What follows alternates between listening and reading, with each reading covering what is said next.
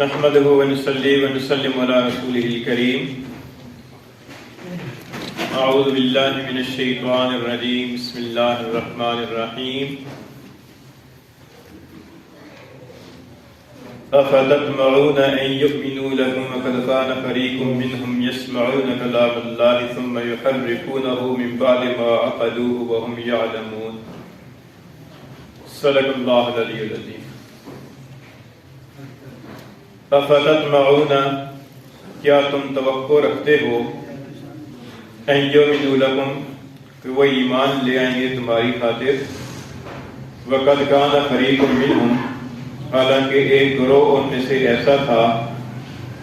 یسمعون کلام اللہ، جو اللہ کے کلام کو سنتے تھے، ثم یحرفونہ،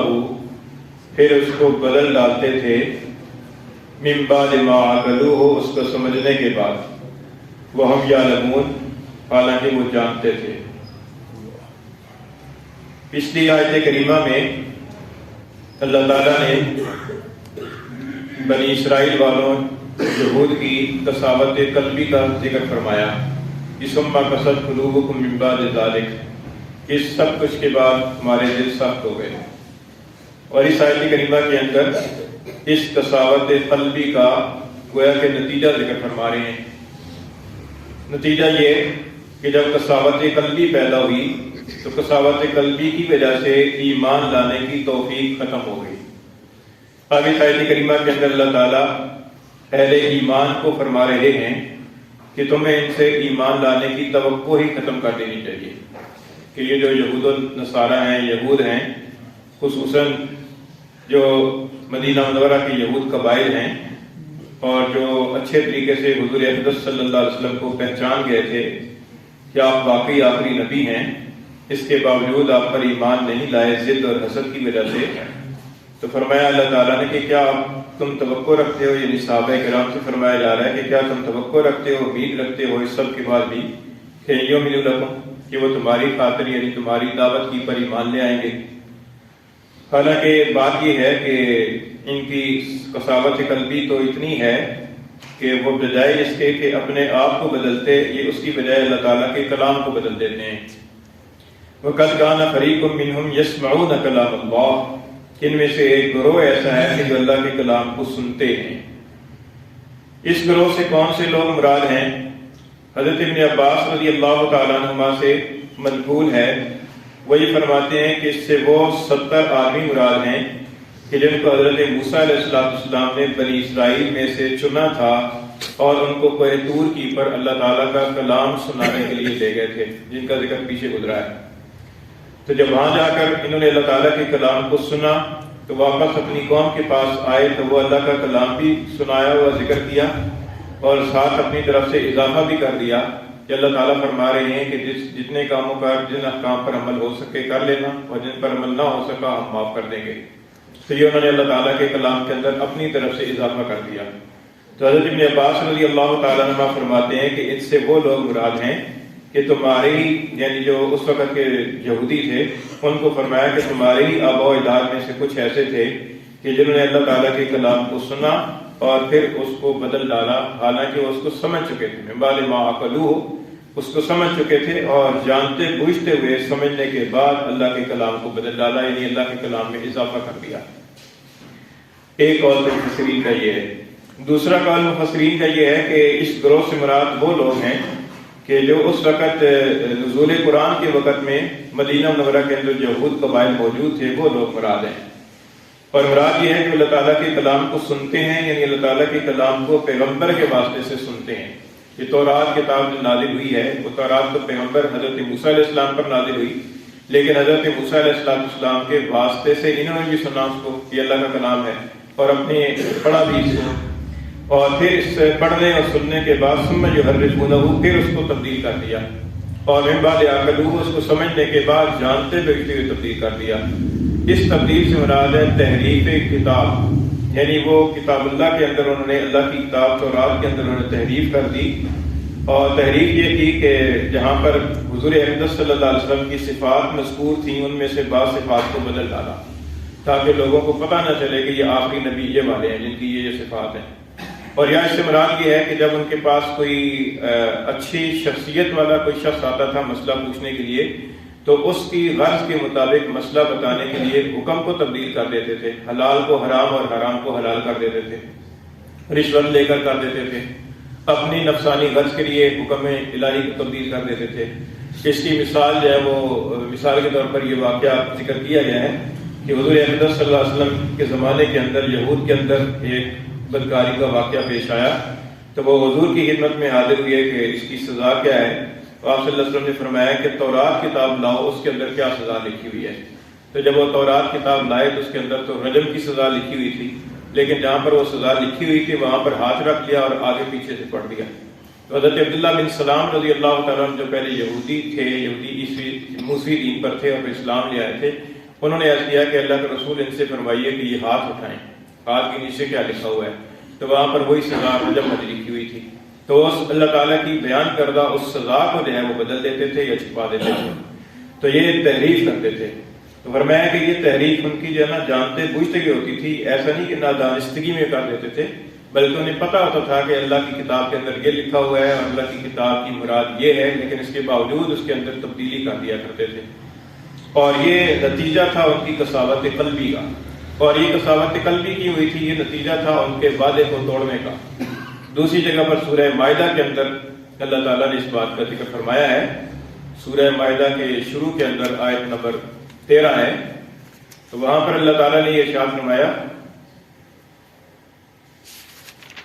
فَبِمَا نَقْضِهِمْ مِيثَاقَهُمْ، فرمایا کہ ان کے عہد کو توڑنے کی وجہ سے لعناہم، ہم نے ان پر لعنت کی، وجعلنا قلوبہم قاسیہ، ان کے دلوں کو ہم نے سخت کر دیا۔ یعنی وہاں پر بھی قاسیہ کا لفظ ہے، کساوت سے جو نکلا ہے۔ یحرفون الکلم عن مواضعہ، فرمایا کہ یہ کلمات کو ان کے موقع محل سے پھیر دیتے تھے۔ یہ ان کا جرم تھا کہ ایک تو انہوں نے اللہ تعالیٰ کے ساتھ اور اللہ کے پیغمبروں کے ساتھ کیا ہوا وعدہ توڑا، اور اس وعدہ توڑنے کی وجہ سے یہ اللہ کی رحمت سے دور ہو گئے، ملعون ہو گئے، اور اس کے نتیجے کے ان کے دلوں کے اندر سختی آ گئی، مردہ ضمیری پیدا ہو گئی، بے حسی پیدا ہو گئی، اور اس بے حسی کے نتیجے کے اندر بجائے اس کے کہ اپنے آپ کو بدلتے، انہوں نے اللہ کے کلام کو بدل دیا، اللہ کے کلام کو اپنی غرض کے مطابق کر دیا۔ یہ سورہ مائدہ 6 پارے کے اندر اس بات کا ذکر ہے۔ اچھا، یہاں پر ان کی تحریف کا ذکر ہے۔ تحریف کے بارے میں سمجھ لیجئے کہ تحریف کسے کہتے ہیں۔ یہ جو تحریف کا لفظ ہے یہ حرف سے نکلا ہے، اور حرف کا معنی ہوتا ہے کنارہ۔ قرآن مجید کے اندر حرف کا لفظ بھی مذکور ہوا ہے۔ ایک جگہ اللہ تعالیٰ کا ارشاد ہے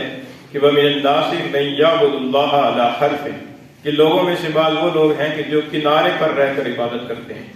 کنارے پر رہ کر عبادت کرنے کا مطلب یہ ہے کہ جب انہیں عبادت کرنے میں کوئی فائدہ محسوس ہو رہا ہے، دنیا کا کوئی فائدہ، مال کی کوئی معاشی فائدہ محسوس ہو رہا ہوتا ہے تو عبادت کرتے رہتے ہیں، اور جب یہ سمجھتے ہیں کہ اب نقصان ہو رہا ہے تو پھر عبادت کو چھوڑ دیتے ہیں، اس نقصان کو برداشت نہیں کرتے۔ وَمِنَ النَّاسِ مَن يَعْبُدُ اللَّهَ عَلَى حَرْفٍ، کہ بعض لوگ ایسے ہیں کہ جو کنارے پر رہ کر عبادت کرتے ہیں، اگر انہیں کوئی خیر مل جائے تو مطمئن رہتے ہیں کہ ہم واقعی اللہ کی عبادت کر رہے ہیں، اللہ کا بڑا فضل ہے ہم پر، اور اگر انہیں کوئی آزمائش آ جائے، مصیبت آ جائے، کوئی معاشی اعتبار سے مسئلہ بن جائے تو پھر وہ اس سے پھر جاتے ہیں۔ تو یہ حرف کا معنی لکھا ہے کہ حرف کا معنی ہے کنارے پر، کارنر کی پر کھڑے ہو کر عبادت کرنا۔ اور کنارہ جو ہے یہ کسی بھی چیز کے وسط سے بالکل مائل ہوتا ہے، یعنی وسط کسی چیز کا اور ہوتا ہے اور کنارہ اس سے ہٹ کر ہوتا ہے۔ اس لیے تحریف کا معنی کیا ہے کہ تحریف کا معنی ہوتا ہے تحریف الشیء، کسی چیز کا درست راستے سے ہٹ جانا، درست راستے سے مائل ہو جانا۔ درست راستہ تو بیچ کا ہے، لیکن بیچ کے راستے سے دائیں طرف کے کنارے یا بائیں طرف کے کنارے کی پر مائل ہو جانا، یہ تحریف الشیء ہے۔ اور تحریف الکلام کا مطلب یہ ہے کہ جو کلام کے الفاظ ہیں ان کا جو مفہوم بنتا ہے، جو درست مفہوم ہے، اس درست مفہوم کو چھوڑ کر کوئی ایسا مفہوم بیان کرنا کہ وہ اگرچہ لغوی اعتبار سے تو اس کا مفہوم بن سکتا ہو، لیکن وہ قائل کی مراد نہ ہو، کہنے والے کی مراد کچھ اور ہو، لیکن اس کی مراد کے برعکس کوئی اور معنی بیان کیا جائے، اس کو تحریف کہتے ہیں۔ پھر تحریف کی 2 قسمیں ہیں، ایک تحریف لفظی ہوتی ہے اور ایک تحریف معنوی ہوتی ہے۔ تحریف لفظی تو یہ کہ اللہ تعالیٰ کے جو الفاظ ہیں ان الفاظ کو بدل ڈالنا، اللہ تعالیٰ کے لفظ جو ارشاد فرمایا اس لفظ کے بجائے کوئی اور لفظ بولنا۔ جیسے یہود کے پیچھے لفظ گزرا ہے کہ جب ان سے یہ کہا گیا کہ شہر کے اندر داخل ہو اور یہ کہو حتتن، حتتن کی بجائے انہوں نے کہا حنتتن، تو اللہ کے لفظ کو بدل ڈالا۔ یعنی اللہ تعالیٰ نے تو یہ فرمایا تھا کہ جب داخل ہو تو داخل ہوتے وقت یہ کہو حتتن حتتن کہ اللہ معاف فرما دے، انہوں نے اس کی بجائے یہ کہنا شروع کر دیا حنتتن حنتتن کہ اللہ گندم گندم دے دے، تو وہ لفظ تبدیل کر دیا۔ یہ تو تحریف لفظی ہو گئی، اور ایک تحریف معنوی ہوتی ہے۔ تحریف معنوی کا مطلب یہ ہوتا ہے کہ جو کلام کی جو سیاق و سباق ہے، سیاق و سباق سے ہٹ کر اس کلام کو پیش کرنا، جس سے قائل کی مراد کچھ اور سمجھ آتی ہو سننے والے کو، یہ تحریف معنوی کہلاتی ہے۔ قرآن مجید جو ہے یہ تحریف لفظی تو بالکل محفوظ ہے، کیونکہ قرآن مجید کے اندر کوئی ایک حرف بھی تبدیل نہیں کر سکتا، کیونکہ جہاں کہیں زبر زیر کے اندر اور حرف کے اندر اور لفظ کے اندر کوئی تبدیلی کرے گا تو وہ ہزاروں حافظ موجود ہیں، وہ سننے والے سمجھ جائیں گے کہ یار یہ تو قرآن کا لفظ نہیں ہے۔ تو لفظی تحریف تو قرآن مجید کے اندر نہیں ہو سکتی، لیکن معنوی تحریف کی لوگوں نے کوشش کی ہے، اگرچہ چلتی وہ بھی نہیں ہے۔ چلتی اس لیے نہیں ہے کہ اللہ تعالیٰ نے اس کتاب کی حفاظت کا وعدہ کیا ہے، تو اللہ تعالیٰ نے اس کے لفظوں کو بھی محفوظ رکھا ہے، اس کی تفسیر کو بھی محفوظ رکھا ہے، لیکن معنوی طور پر لوگ، عام جو لوگ ہیں جن کے پاس علم نہیں ہوتا، ان کو دھوکہ دینے کی کوشش کرتے ہیں۔ اور اس کی ترتیب یہ ہوتی ہے، طریقہ واردات یہ ہوتا ہے کہ قرآن مجید کی ایک آیت پڑھتے ہیں کہ دیکھو جی اللہ کا کلام یہ ہے، لفظی ترجمہ کرتے ہیں، لفظی ترجمہ کے اندر تو تبدیلی نہیں کرتے، لیکن اس کی جو مراد ہوتی ہے، تو چونکہ مراد تک تو اہل علم حضرات پہنچ سکتے ہیں، اس لیے وہ مراد اپنی مرضی کی بیان کرتے ہیں کہ دیکھو جس سے یہ اللہ تعالیٰ یہ فرما رہے ہیں، اور یہ مولوی لوگ جو ہے یہ کہتے ہیں۔ حالانکہ جو تفسیر ہے اس تفسیر کے اندر بھی یہ ضروری ہے کہ وہ تفسیر حضور صلی اللہ علیہ وسلم سے اور صحابہ کرام سے اور ائمہ تفسیر سے منقول ہوتی ہوئی چلی آ رہی ہو، یہ ضروری ہے۔ تو ان تفاسیر کو ایک طرف رکھ کر اپنی من مانی کوئی تفسیر بیان کریں گے تو وہ تحریف معنوی کہلائے گی، اور اس تحریف معنوی کے اندر وہ عوام کو جو ہے نا وہ دھوکہ دیتے ہیں اور عوام کو مبتلا کر دیتے ہیں، کیونکہ قرآن مجید کے الفاظ تو بڑے بلیغ اور ذومعنی الفاظ ہیں، ان کے اندر ایک لفظ کے کئی معنی ہوتے ہیں، لیکن مفسرین نے اس کو رسول اللہ صلی اللہ علیہ وسلم کی سنت اور صحابہ کرام کے اقوال کی روشنی کے اندر اس کی مراد کو متعین کیا ہے کہ اس کی مراد یہ ہے، لیکن بعد میں جو عام لوگ ہوتے ہیں تو ان کو ترجمہ دکھا کر تو یہ دھوکہ دینے کی کوشش کرتے ہیں، تحریف معنوی کر دیتے ہیں۔ اس طرح کی تحریف معنوی ہر زمانے کے اندر ہوتی رہی ہے، لیکن علماء کرام نے اس کا دفاع کیا ہے اور اس کے نتیجے کے اندر وہ تحریف معنوی چلتی ہی ہے۔ لیکن اس کے لیے ضرورت اس بات کی ہے کہ کسی مستند عالم دین کا اور مفسر قرآن کا ترجمہ پڑھا جائے، تفسیر پڑھا جائے۔ ہر ایک کی ترجمہ اور تفسیر پڑھنے سے آدمی کو دھوکہ لگتا ہے اور غلط فہمی کے اندر آدمی مبتلا ہو جاتا ہے۔ اور اسی طریقے سے درس قرآن سنتے وقت میں بھی کسی مستند عالم دین کا درس قرآن سننا چاہیے جس کے علم پر اور جس کی دیانت پر اعتماد ہو، جس کے علم پر اعتماد ہو کہ یہ واقعی علم رکھتا ہے، اور دوسرا یہ کہ اس کی دیانت پر اعتماد ہو کہ یہ درست بات کہے گا، جان بوجھ کر غلط بات نہیں کرے گا، مس گائیڈ نہیں کرے گا، ایسے کا درس سننا چاہیے۔ ورنہ آدمی یہ ہوتا ہے کہ ہوتی آیت قرآن کی ہے، لیکن چونکہ سیاق و سباق سے ہٹ کر اپنے ذہن کے اندر آنے والا وہ معنی بیان کر رہا ہوتا ہے، جس کے نتیجے کے اندر عوام کو دھوکہ لگ جاتا ہے۔ اور اس کی یہی سمجھ جائے، مثال یہ سمجھ لی جائے کہ ایک آدمی ہے کہ جس کو راستوں کا علم ہے، اگر وہ یہ کسی ٹیکسی والے کے ساتھ بیٹھے گا اور اسے کہے گا اسلام آباد چلو، تو اسے تو علم ہوگا، وہ اگر اسلام آباد کی بجائے کسی دوسرے رخ پر لے کر جائے گا تو وہ کہے گا یار تم غلط جا رہے ہو۔ لیکن جس کو علم ہی نہیں ہے کہ اسلام آباد کا راستہ کون سا ہے، وہ اسلام آباد کی بجائے اسے رواد کی طرف لے جائے تو وہ کہے گا ٹھیک ہی جا رہا ہوگا۔